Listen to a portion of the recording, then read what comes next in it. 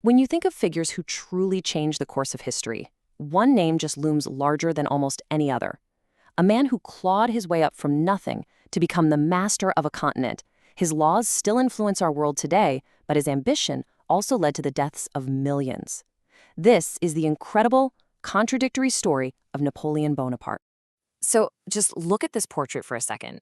This is Napoleon in 1812, Emperor of the French, basically the master of Europe. He looks like the very definition of absolute power, right? But here's the wild part. This man, who literally redrew the map of an entire continent, started his life as a total outsider. His story is one of the most incredible rise and fall epics you could ever imagine. So, to really get a handle on the emperor, we've got to go all the way back to the beginning, to a young man who felt like he just didn't belong. You see, Napoleon wasn't born in the heart of France. He was born in 1769 on the island of Corsica to a family with Italian roots. So when he got shipped off to military school in mainland France at just 9 years old, he was an easy target. The other kids made fun of his accent, his height, his name, you name it. In every way that mattered, he was an outsider looking in. Now, the biggest influence in his early life was, without a doubt, his mother, Letizia. She was tough, disciplined, and she forged that resilience and drive into his character. He even said it himself later in life, that a child's future is really the work of their mother. For most people, the chaos of the French Revolution was terrifying. But for an ambitious young officer like Napoleon, it was the opportunity of a lifetime. At the Siege of Toulon in 1793, he comes up with this brilliant artillery plan that basically wins the day. And just like that, the outsider is now a national hero, promoted to brigadier general. The game was on. That victory at Toulon? Wow. It wasn't just a military promotion. No, it was the first real step on this unbelievable political climb that would take him from a simple commander to consul, and finally to the Emperor of France. By 1799, the government in France was, well, it was a mess. It was corrupt, weak, and nobody liked it. Napoleon saw a total power vacuum. So he comes back from a military campaign, lines up his political allies, and on November 9th, he just walks in and overthrows the government. It's called the coup of 18 Brumaire. And this image right here perfectly shows what he offered France: order out of chaos. He sets up this new government called the Consulate, with himself as the first consul, which basically means he was the one in charge. And that classic pose, the hand in the waistcoat, that was all about projecting calm, stable leadership after years and years of revolutionary madness.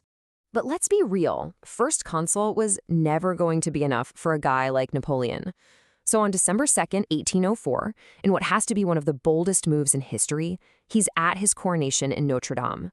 The Pope is there to crown him, but Napoleon just takes the crown right out of the Pope's hands, turns his back, and crowns himself. He was now Napoleon I, Emperor of the French. Now here's something that's so important to understand. His impact goes way beyond the battlefield. He created a set of modernizing reforms, and the most famous one is the Napoleonic Code. This was a total game changer. It threw out all the old, confusing feudal laws and replaced them with one clear legal system for everyone. The idea of equality before the law, essential government, public schools, these were the building blocks of the modern state, and he put them in place. At the absolute peak of his power, Napoleon seemed completely invincible. But you know how these stories usually go. Immense success can breed a level of arrogance, a hubris that leads to disaster. I mean, just get a load of this map from 1812. Everything in blue is either part of the French Empire or controlled by it. He was in charge of something like 40% of Europe's entire population. And it's from this incredible peak, this moment of total dominance, that he makes his single most fatal decision. That decision was the invasion of Russia. He marched his massive army, the Grande Armée, all the way to Moscow and even captured it. But what he found was an empty victory. The Russians had just abandoned the city, and then, as you can see here, they set it on fire, leaving his army with nowhere to shelter as the brutal winter closed in.